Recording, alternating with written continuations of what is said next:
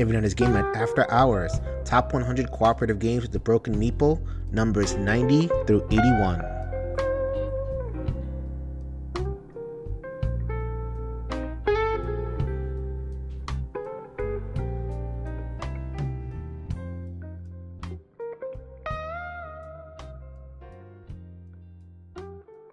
Okay, so this game was not on my list, but I happen to have it here. It's in my game group at least, so I just borrowed it.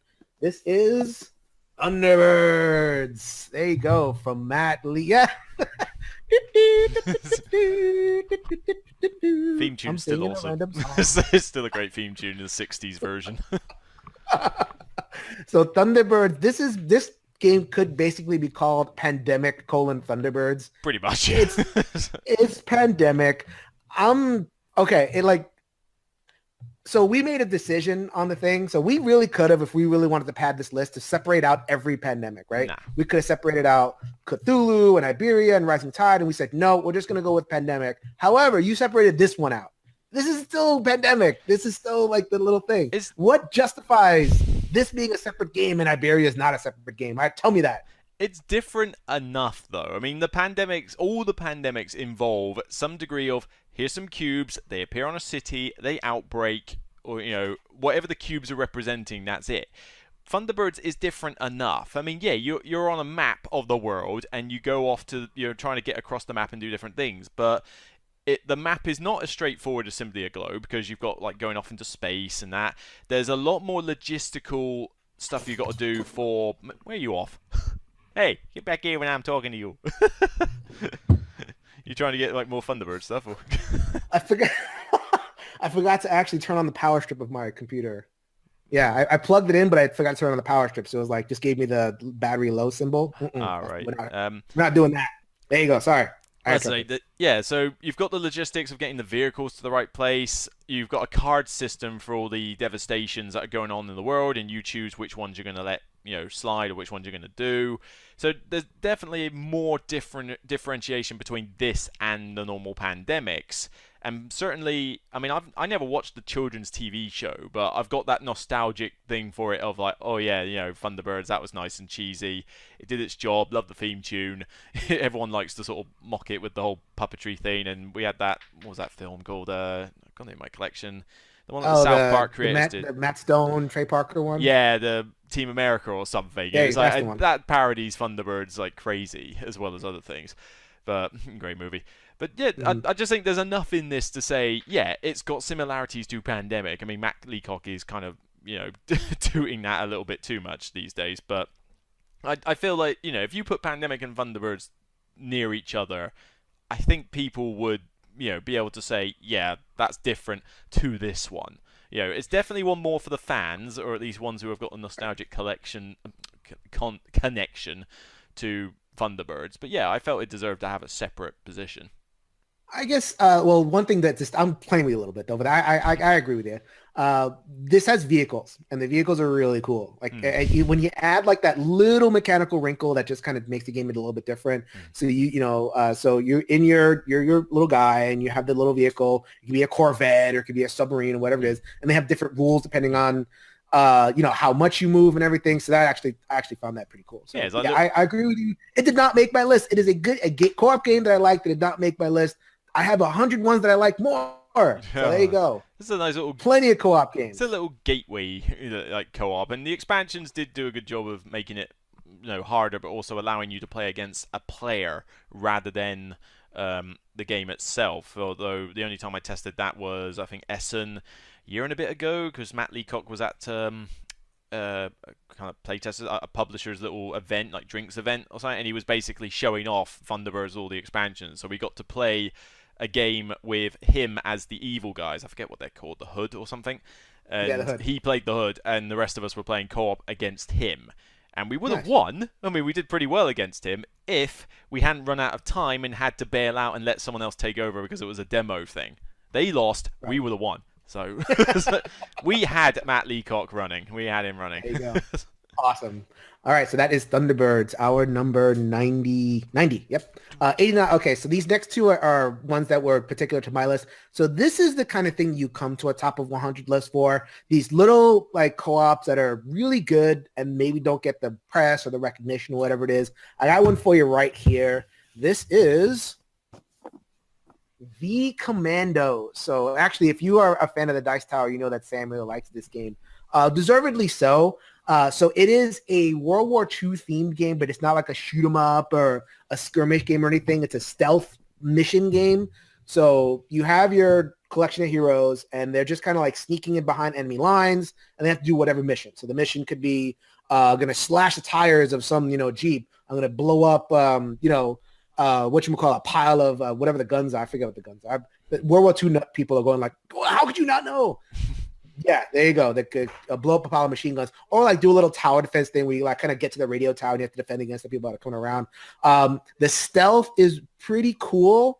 It kind of resolves stealth with a die roll, which I wish it was a little bit more robust. I wish I could kind of like, because what do you do in a stealth game, right? What do you do in Batman or, you have to like knock over here, draw the guy out and, choke him out and everything. I wish you could do a little bit more of that. I could see why they went a little bit more family friendly. Yeah, that would have got a bit too meaty with the mechanics if you tried to include all the different ways of doing stealth.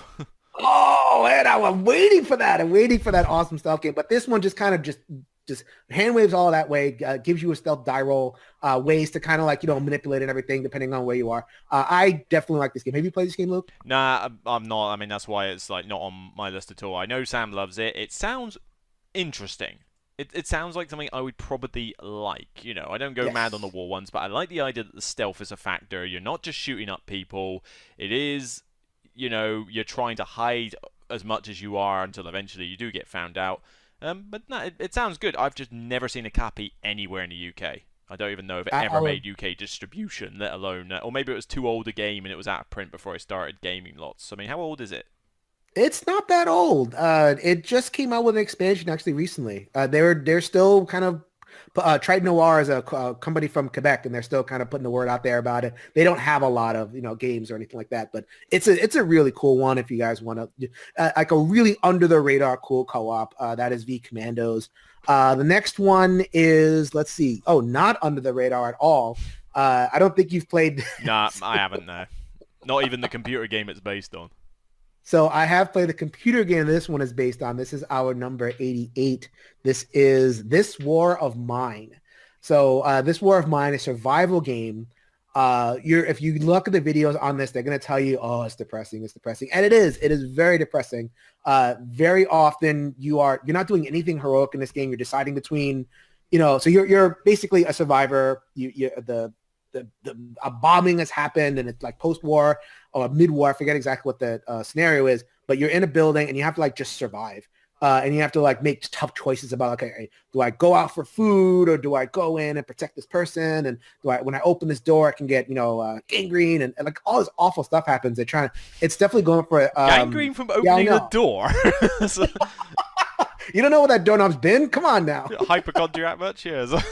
There you go. It is depressing as all heck, but I actually have played the app a lot more than the physical game. Physical game only kind of had a couple of whacks at but the app, I get into it. And I'm really appreciate that the co-op genre is open to story and it's open to telling different stories. It's not just the same old kind of hack and slash, whatever it is. I think of this in a thematic way, what Legends of Andor does for Mechanism. So I think Legends of Andor is intentionally like appealing to a certain type of crowd and telling a certain type of story with its mechanisms, and it's not going to appeal to the wider audience. I think of This War of Mine as the same way, only with the thematics. Not going to appeal to the wider audience, but for people who do want to enjoy, kind of be transported and experience a different kind of story, I think this is really, really fun.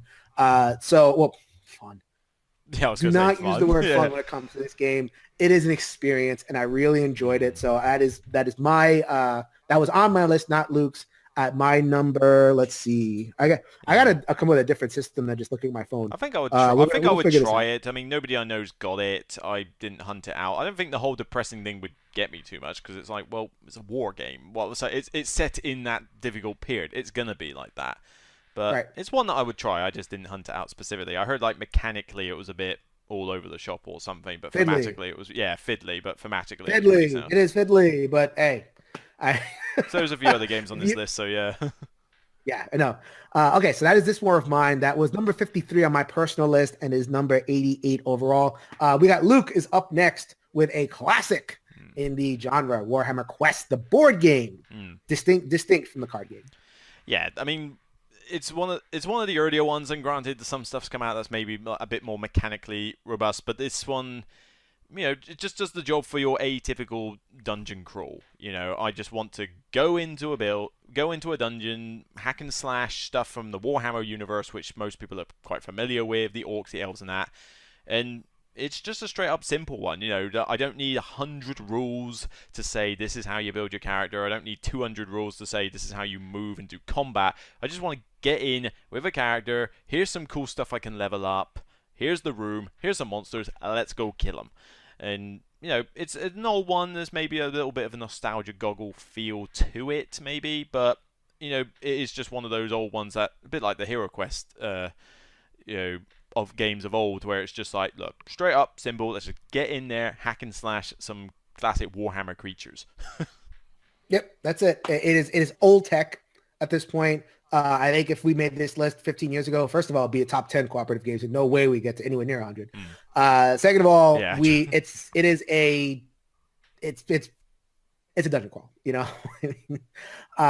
could play it on the phone, like they actually have Warhammer Quest on the or your app or whatever it is, just to get, if you want to feel for what that's all about. There are better ones. You can pretty much guarantee that there are a bunch of dungeon crawlers that are a little bit more advanced that are higher on this list. Yeah. So that is Warhammer Quest. Speaking of dungeon crawler that is a little bit more advanced, this is brand new hotness from last year.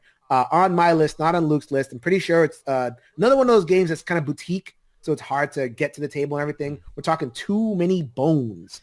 Too Many Bones is number 86 on our list. It was on my list around number 55 or so.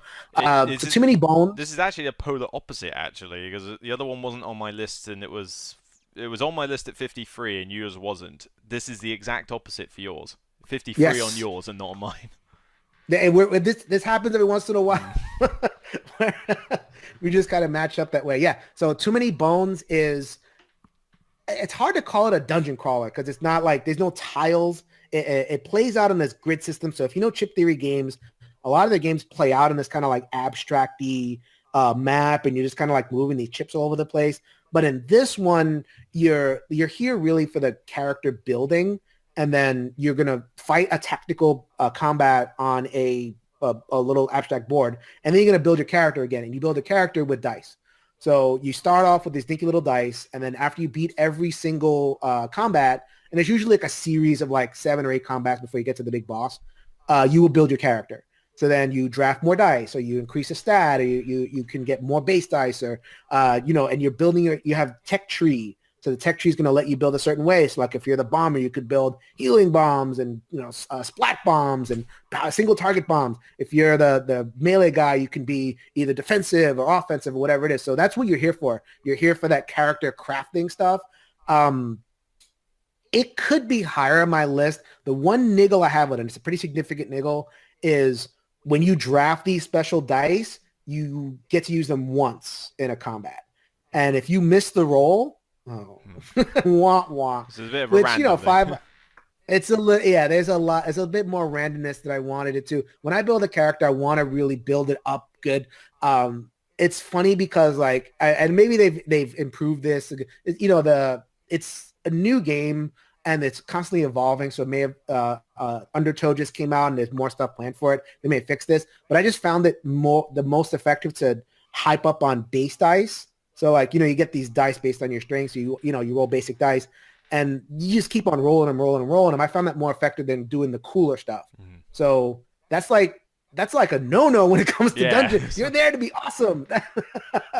So again, but it's a really distinct, cool, beautiful components. Another $100+ game, unfortunately, but you're really getting a lot of your money's worth. It pops on the table. It does a lot of cool stuff. I could definitely recommend it. It just has a little thing that kind of kept me, from really going enthusiastic about it. But it's still on my list. Really enjoy it. It is Too Many Bones.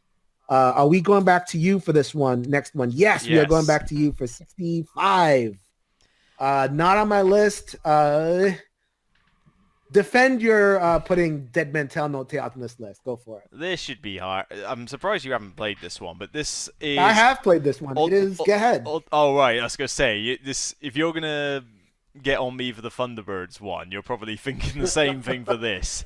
You know, this is essentially, if you took Pandemic and mixed it with Flashpoint Fire Rescue, you'd get Dead Men Tell No Tales. So that's pretty much the deal. That's what this game is. But you know, you're basically going onto a pirate ship. You're trying to loot it. It's engulfed in flames. You know, no person in their sane mind would get on this ship. So obviously your captain's a bit of a nutcase. And you're going on, and wait, why else would you? And not only is it on fire, but it's also haunted. So you know, when you're going into the rooms to try and find the loot. They're in treasure chests guarded by skeletons that are all over the place. So you've got to chop, hack, and slash your way through them. But you've got these dice that you put in the center of each room. Like, they're just normal 6-sided dice, and they sort of tick down to the point where they'll explode.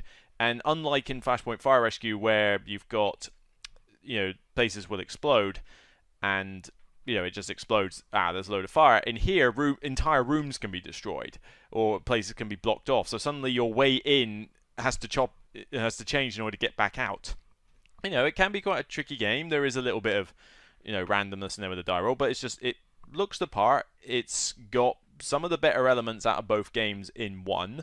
The character abilities are pretty sweet as well. The main thing that drops it down this list is mainly that the games can get a little samey over time, but also that it can be quite fiddly. The whole manipulation of the dice, as well as having to remember, oh yeah, that's got to generate a bunch of these skeletal deckhands, and that's got 3, that's got 2, it's got 1. It can get a little bit too fiddly for my liking for what was otherwise supposed to be quite a simplistic game. So yeah, I thought it was decent. You know, it would be higher if it just was a little bit less fiddly to manipulate everything. So there's a group of co-ops. I put Dead Men Tell No Tales in this thing. I put The Captain Is Dead from AEG. Also, they got it from some other publisher. I forget who. A couple of other games in that kind of pool that are solid, that are like rock solid games, but they don't really move the ball forward like mechanically. I understand why companies do it. If you got, you know, Pandemic's popular, I'm going to produce, you know, some kind of mix on that, and it's going to be fun, and the theme's going to appeal. So like I know Z Garcia really likes this game. So you can't go wrong with that. You know, the person who likes co-ops most on the Dice Tower likes your game. Boom, you're good. For me, I think it's solid. I just didn't think it carried forward a lot. So in my list, maybe this is just revealing a little bit about me, I tended towards co-ops that did funky stuff. So I rewarded a co-op for that. I will play Dead Men Tell No Tales before I will play Legends of Andor. But Legends of Andor is a more unique design, so I gave it a little bit more credit than that.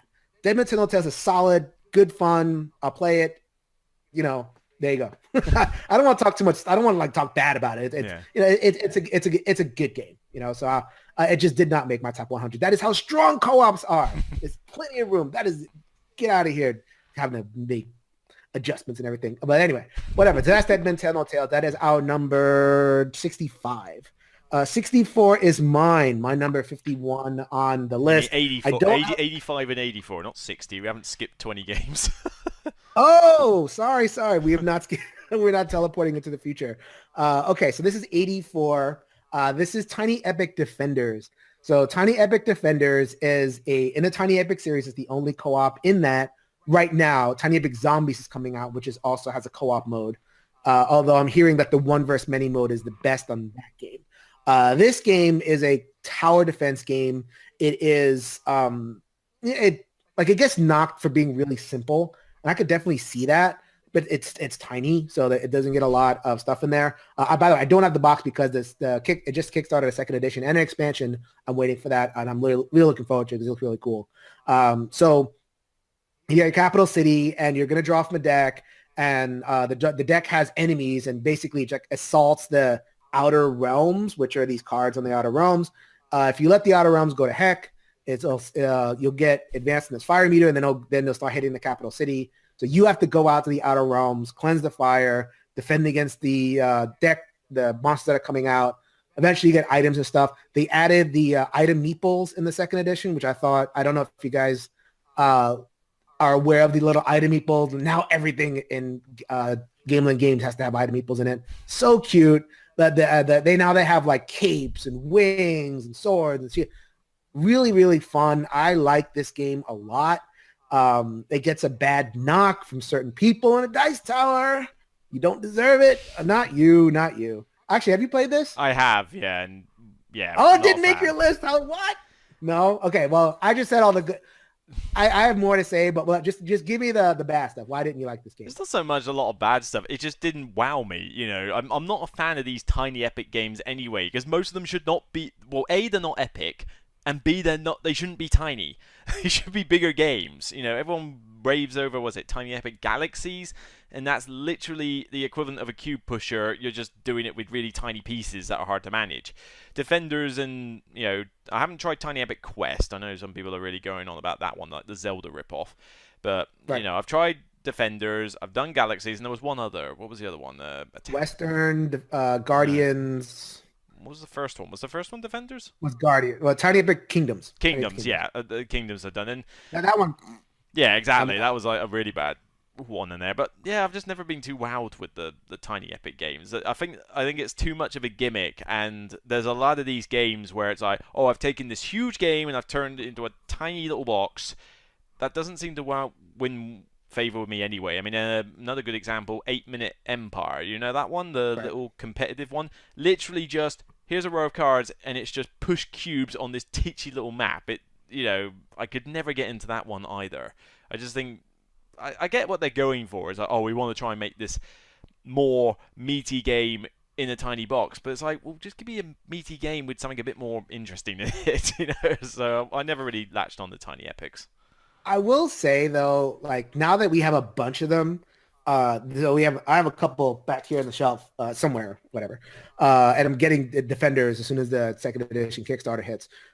When you put them all in like a little bag, you have like a whole bunch of genres covered. Like you have your cube pushers covered, you have your cooperative covered, you have your little area control covered, you have your puzzly adventure type thing covered. Like, so you can get all that in a little tiny go bag and be good for like a family game night. I wouldn't make this a centerpiece of like a gamers game night or anything like that, because they're all they don't care, they're toting their giant they're bringing giant calyx shelves to the thing there. It's like, all right, let's play viticulture. You're there for like, for that variety. You're here for that, like little bit of like, I just want to push some cubes. I don't want to think too hard about it. I want to just have a little bit of fun.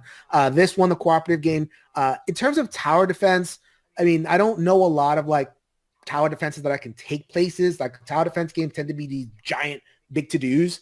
So this one kind of shrinks it down a little bit, makes it a little more portable. I guess I rate the portability a little bit higher than you do, but I still enjoy it. Like there's some tiny epic games I like, some tiny epic games I don't. This is one that I do like. So that is Tiny Epic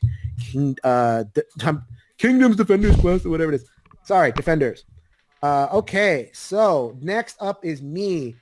This is my number 83. Yeah, it's your 49. It looks like 63 on my phone. That's why. It's our 83, but it's your 49. Yes, our 83. Well, to be fair, it's your 83 as well, because you're the one who's played it. the Dresden Files cooperative card base. So you haven't played this? Nah, I've not even watched it. It was based on a TV show, right? No! How dare you? I don't know. Oh, no. Oh, sorry. It was a book, wasn't it? Yeah, sorry. It was a book. Yeah. You did.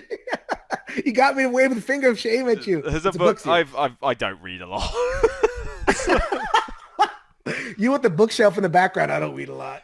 Yeah, most of that is either accountancy stuff, like my personal documents, like bills and stuff, or recipe books. So if you got a cooking game on your list, then great. But otherwise, we got a cooking game coming up. Don't you worry about that. Sure. Don't the next group. Okay, so this is the Dresden Files Cooperative Cargo. This was a day one back for me. This was a Kickstarter that launched, I think, last year. Delivered last year. So it's based on a book series, The Wizard Detective, Harry Dresden. It was a TV show. The TV show was terrible. That's why I like waving the finger.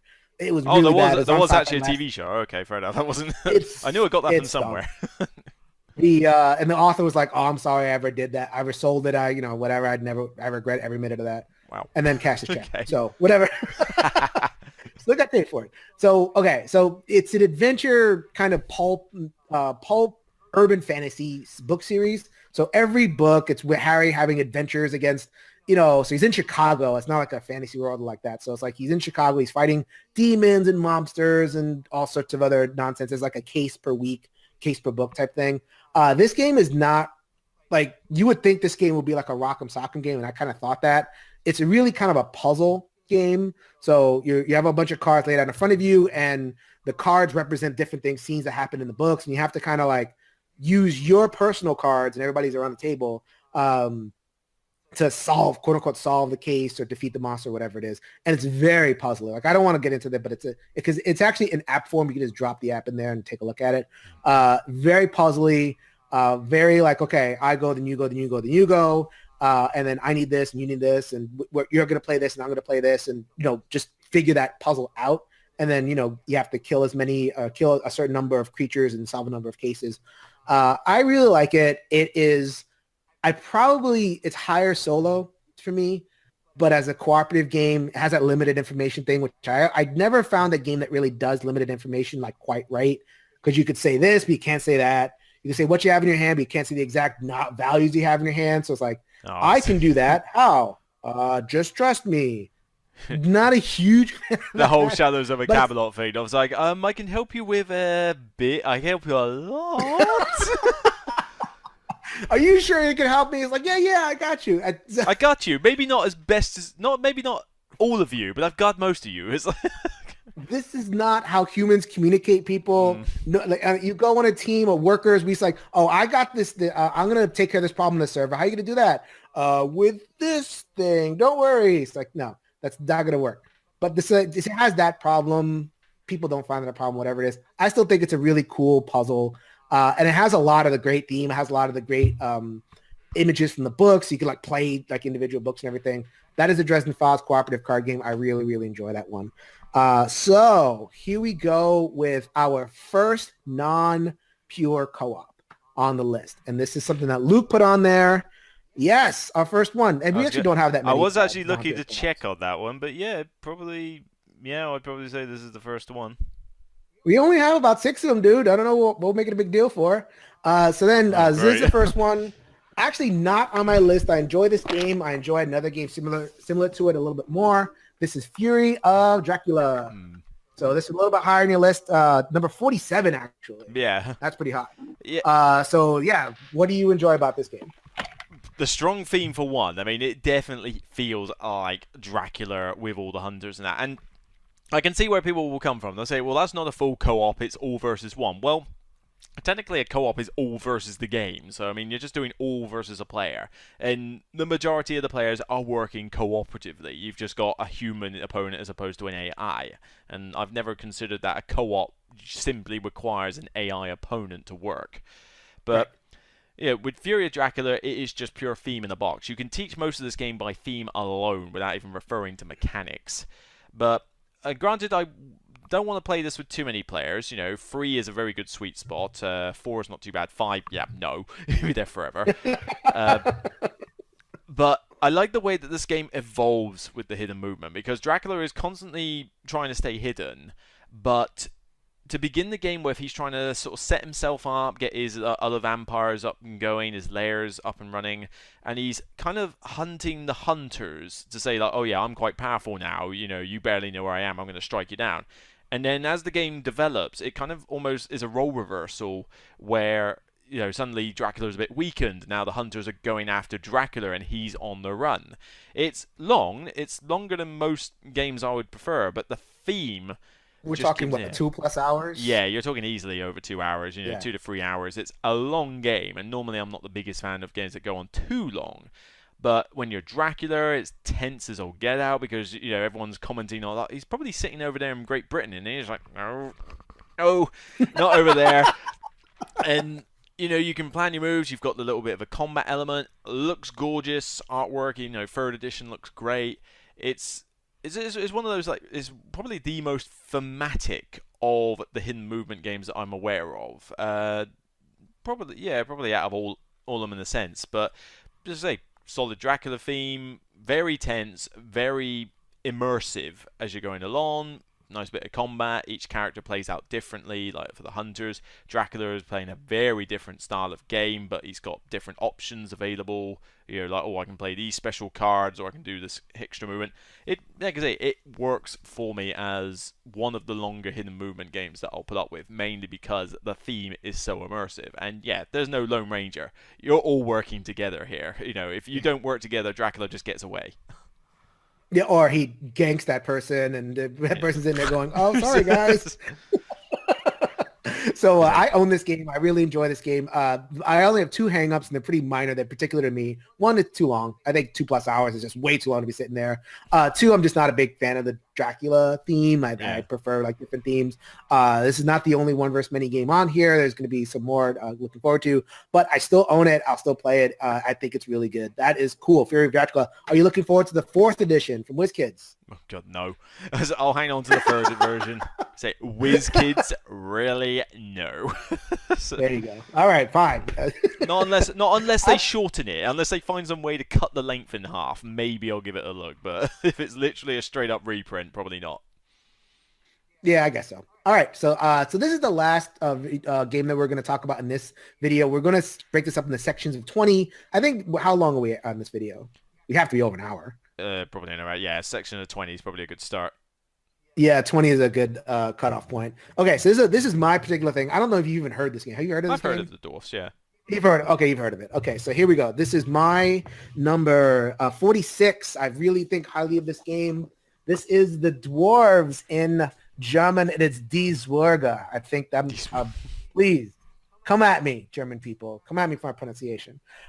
So this is based on also another game based on a novel series. Die Zwerge is a very popular novel series.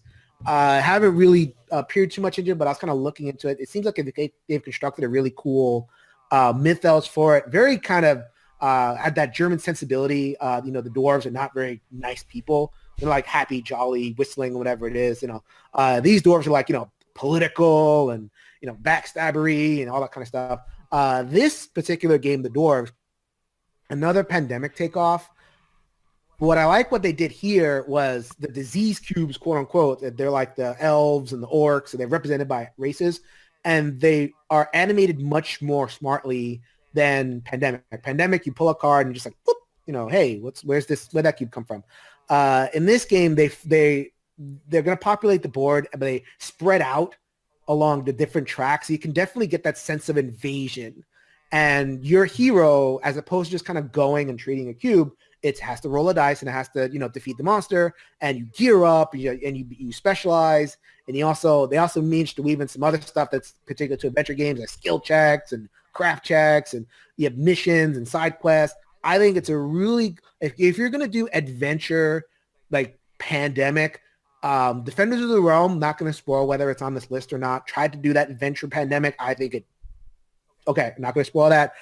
The Dwarves really did a good job adventurizing Pandemic, added a whole bunch of stuff, a lot of narrative, like, they have this influence track. You can read the side quest. There's so much stuff here to like.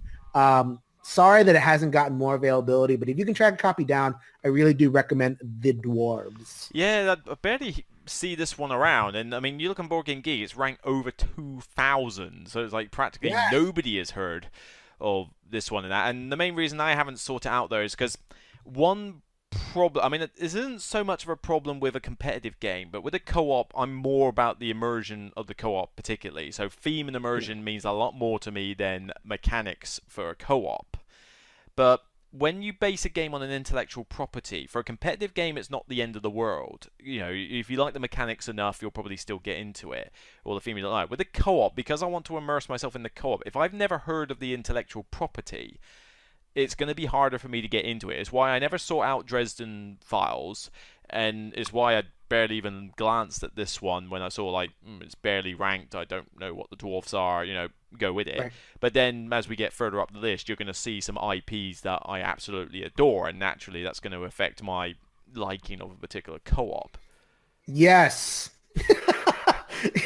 This man is blinded by IPs. We'll get to that. I'm not blinded by IPs. It's just more, like I say, theme means a lot to me in games, so... Anyway, so that is the Dwarves. That's a really good one. Go ahead. And it's not just good for the theme wise, because it's, I don't know too much about it myself. I think it was really solid mechanism wise. It tells a good story. It led me into that world of like the scheming, dwarves and these other races that are like coming in to evade and stuff. So really good game. I like it. So that is, yeah, that's going to do it. That is our bottom 20, 80 to 100. Only one sort of thing. We may have a couple of more. We're not going to have that many more. So yeah, we'll have a couple. But yeah, a lot of co-ops, a lot of pure co-ops coming up for you. The games will get better and better. So we are going to sign off of this episode. Hopefully you liked it, and stay tuned for the next. I'm looking forward to when we get later on, as I'm just looking for it on my phone now. Obviously in the bottom bit, we got more of those games where I've played it, you haven't, and vice versa. So when we get into the next list, that's not going to be the case for too many of them, but there'll be a few more of those. Although I'm noticing some higher ranked ones on each side, so there's probably going to be a bit more arguing. I look forward when we get to when we get to 60 plus though. These are games where if you haven't played it, then there's that, or maybe there's an argument as to whether you think it's co-op or not. But we're definitely going to get into, I think, more of the blatantly just don't like it or something arguments when we get to 60 plus. Yeah, this is the next cluster of games is going to be games that either of us love, but the other one hasn't played.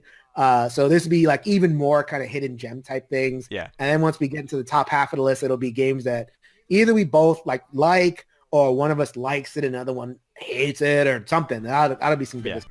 All right, so that was another section of Top 100 Cooperative Games. I really hope you are enjoying it. I hope that you stick around for the entire ride. If not, we'll see you for the regular episode coming up next week. Later, everybody.